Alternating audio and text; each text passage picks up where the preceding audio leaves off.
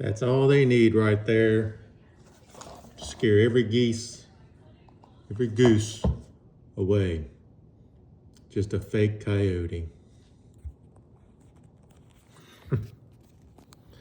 Hey y'all, this is Danny, a friendly neighborhood wildlife biologist. Let me do this right. In his name outdoors. Hey, if he can save me, he can save you. So, I did a video the other day on geese and goose, and boy, some of y'all can be pretty daggone mean, threatening my kids and stuff. And my kids should die and I should be gassed and blah, blah.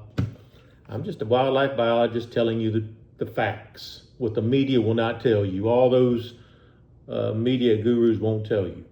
I did this for years. I worked with this. First of all, I don't care what y'all do with them. It means nothing to me. I'm just giving options. So I would get calls on this stuff. So first of all, let's talk about the geese themselves, Canada goose. First of all, these are resident geese. These are not migratory. They're resident birds. They're not going back and forth up north. We should not have them in Alabama. We shouldn't have them in the South this time of year. But these are residents. How they got here, don't know, don't care. Means nothing. So they're here. These are in cities. They're in Montgomery, they're in Birmingham, they're all over. They're in golf courses, they're in yards. What is the one thing we have in most of these big cities? An airport. When I worked on airports, and I worked on a couple of them, every goose had to die because they would take down a plane very fast. So these geese should be out somewhere else. Actually, they shouldn't be in Alabama. So let's go over what I would tell folks when they call me with these goose problems. First of all, there's a spray you can get. It's called, and I had to look all this up, methylanthanolate. It's from Concord grape. You can spray it. You can spray it all over your yard. It makes the grass taste bad. Positive thing, it works for about 2 days. Then you have to respray and respray. After a rain, you respray. It dilutes out. If you have a small area, it would work. You have a big area, it's not cost feasible. It's not cost effective. But it's methylanthanolate. You can go buy it. But like everything else, it dissipates. The fake dogs. Someone said, and I'll read all these messages I get, and some of them are a little irritating, but one guy said, but you got to move it. So who's going to go move the fake dog every day? Geese get used to it. And if you put a fake dog out there, they're geese. They just go in the pond. They don't care. I've heard of using dogs to run them off, to chase them. They're aquatic birds. They just go in the pond and look at you and honk. That's what happens. You're going to hire a guy, and these geese come back at different times. They're going from pond to pond to pond to pond. If you want to go hire someone with a dog, go pay the money. I don't care. It's not going to work long term because you have to do it every day, and those geese could be there at 6 in the morning or 6 in the evening. You have no clue. Loud noises. They get used to it. You can go get those things that make, you see them in front of stores, get their hands going crazy. Yeah, they work for a little while until they get used to it. And noises, who's going to set that thing off? You're going to have a boom go off every day. You can go get propane cannons. You can do it. And have a propane cannon go off around the pond continuously every 15 to 20 minutes, all day, every day. And all you people that don't have the goose problems will be like, that's a great idea. If you're living there, it's not a great idea. These things are loud. These propane cannons are loud. Do they work? Yeah. But as soon as you stop, the geese come back. All right. Another thing you can do if you can find the nest is egg oiling, egg addling. Egg addling is you're messing with the eggs. You can puncture it. You can shake it. You can put oil on it, and that stops the egg, and the geese will keep incubating that egg, and the egg just won't hatch. So some people are like, well, that's mean. I'm just giving you options. You can oil eggs. We had them at my sister's place. You can go oil the eggs. Now, do you have to get a permit to that? You can probably call your game warden and be just fine. They'll tell you, if you can't remember, these are protected species, but Fish and Wildlife Services has handed over to the state because they don't want to deal with it. Here's the big one. Just catch them and relocate them. People, they got wings. Studies have shown if you go take 100 geese, first of all, as soon as you move them, 15 to 20% are going to die because of predation. They don't know where they die. About 65% are coming back.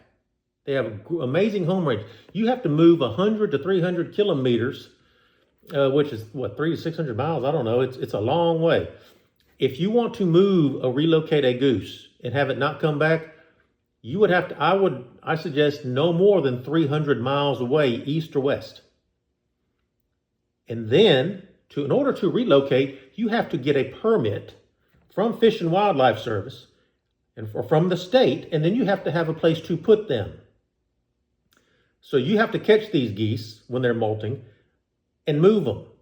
So you're going to move these geese in 90-degree weather down the interstate into another place, and you're going to hold them and release them. As soon as you open that cage, they have taken flight and they are gone.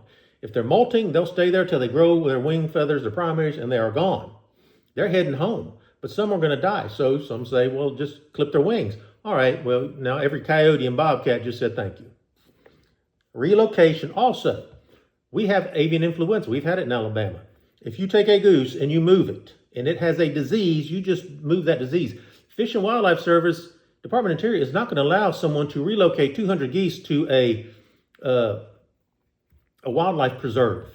That would be dumb.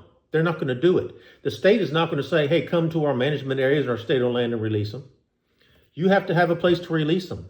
And if you found a landowner said you can bring them all to my place, they're going to fly away. That's what's going to happen. They're not going to stay there. You cannot relocate them. They have amazing homing instincts. They're going back. Where they were born is imprinted on them. They know direction very well. So relocation, it have to be permitted by the state or federal government, and that's not going to happen. You'd have to get everyone tested for AI. And then who's going to pay for the testing for everyone with AI? And then you have to wait to get a test back. Then you have to go load them up, and then you have to get them down. And this all has to be done during the molting season if you're going to round them up a certain way. Relocation is not a viable thing because they're coming. And I got people, well, I can take 2 or 3 at my house. They're flying away. As soon as you let them loose, that's it. That's what happens. They go away. So you're talking about relocating a flying animal.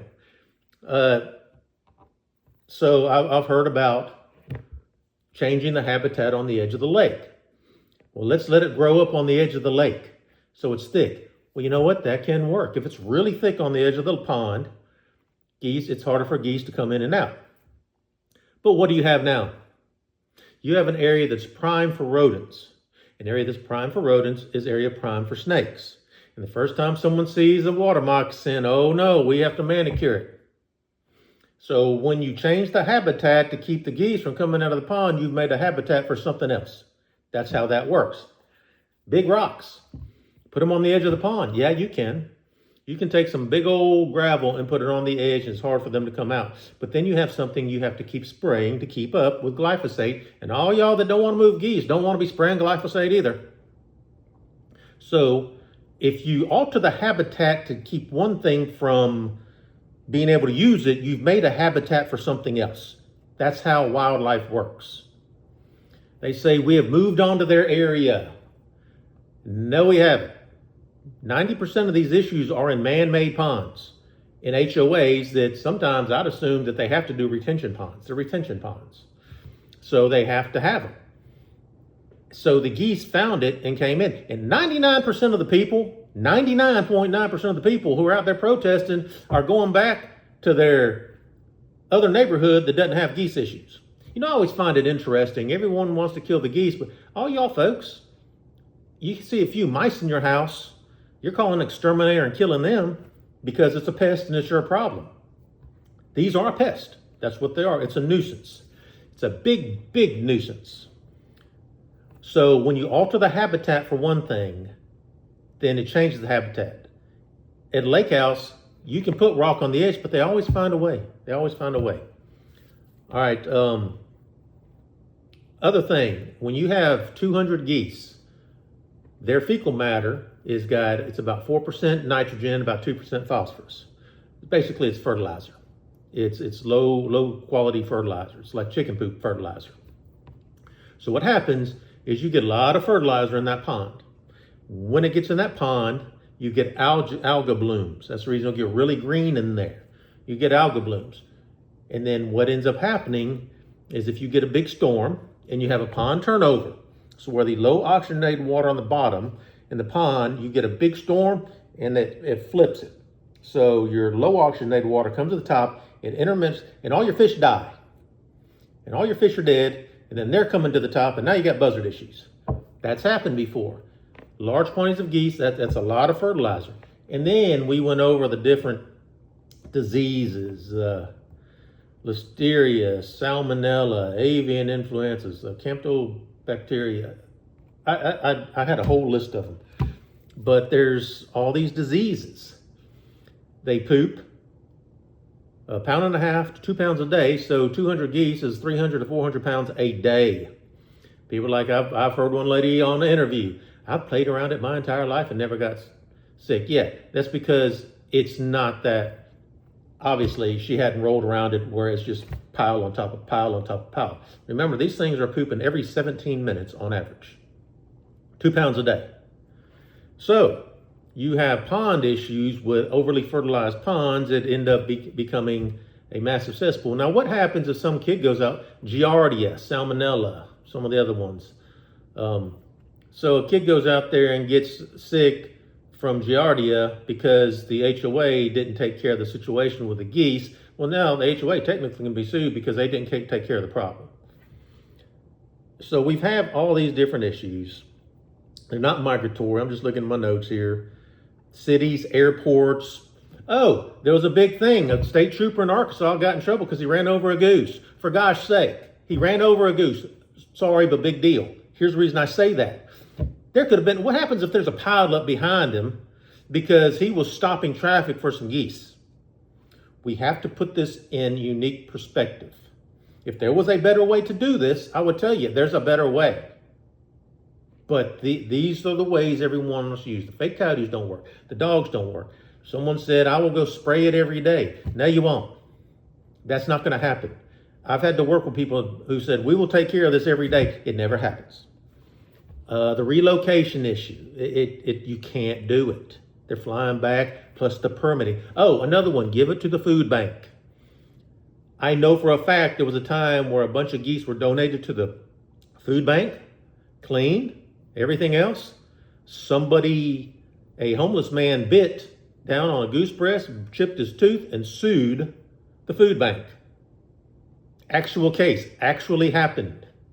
So you're giving all this stuff. And if you get these in the molting season, which is coming up, and you have to find someone to clean 200 geese and it's hot. Who's going to take, you have to logistically get all these people to come, okay, we're going to take them. As soon as they're euthanized, we're going to take them, we're going to clean them. That's not going to happen either. And here's the thing is the government, that this HOA is paying someone else to do this. Your tax money's not paying for it. So get over the tax money thing. The tax money's not paying for it. But then you're going to clean all these geese. Well, you still got all the carcasses. So yes, you get a little food to give to the food bank. But then if someone gets sick off that, someone's getting sued. Thank an attorney for that one. Somebody's getting sued. So you have those issues. Went over the depredation permits, the tall grass. You know, the big thing is airports. I was an airport biologist for a long time. And one of the airports I worked at, if there was any geese out there, if there was any geese within a 5-mile range, we went and we took them out. We had to, because it was my job to make sure these jets, they didn't fly over. There was an issue in one of the cities where the geese were flying back and forth from 2 city ponds across the middle of the runway of a major airport in Alabama, across the middle, causing issues. Look, they shouldn't be here right now. They shouldn't be here this time of year. They cause major issues. If all these geese were in the middle of the Alabama River, no one would care. I mean, they get on my sister's dock and we understand she's on a lake. We just deal with it. We just do as best we can. And look, she's put rocks around all the edge of her shoreline. They still get on it. They still do. It doesn't all work. You know, people, I try to bring information to help y'all, to educate you. But the amount of people who have threatened me, threatened my kids, said my kids should die, said I should die, said I should do this. I mean, come on. Get over the emotional side and let's think biology. Too bad WSFA and WFFA, that Huntsville station, too bad they will not go and interview someone who understands the biology, so maybe the people in the middle could understand. That would be a good thing, media, but y'all are horrible at actually being media. All you want to do is, make one person against another person. That's all you want to do. They shouldn't be here. We should, you do what you got to do. And that's pretty much, I don't think there's anything else. Oh, the way they are euthanized follows AVMA guidelines, American Veterinary Medical Association guidelines. It's a CO2 chamber. And I've read, or I've seen where people, they can hold their breath for 45 minutes. Yeah, underwater. They're not going in a CO2 chamber and holding their breath. CO2 is odorless. It's odorless. You can't see it. And it is an approved method, CO2, for euthanization of poultry. And with the permitting, you have to be permitted, you can euthanize geese. It's an approved method. So the American Veterinary Medical Association says, yes, this is one of the ways. So they're not going in a chamber and holding their breath, people, for 45 minutes. It's odorless. So I've got all that out of the way. I try to do my best for y'all. I just try to educate you. That's the reason I started all this. And when I see these issues, because the news media will not interview someone who has knowledge and just throws the facts out there, hey, I throw the facts out there. Y'all decide what you want to do. But number one, take emotion out. Take emotion out of it, and don't bash the people like me who are just providing information that the news media doesn't want to hear.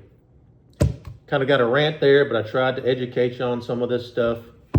Y'all do what you want to. I hope you make a great evening, make a wonderful evening.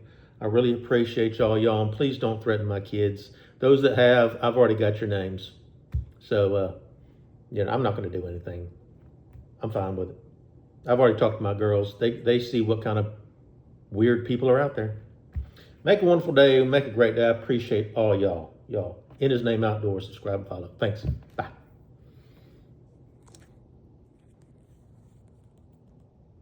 Wile E. Coyote.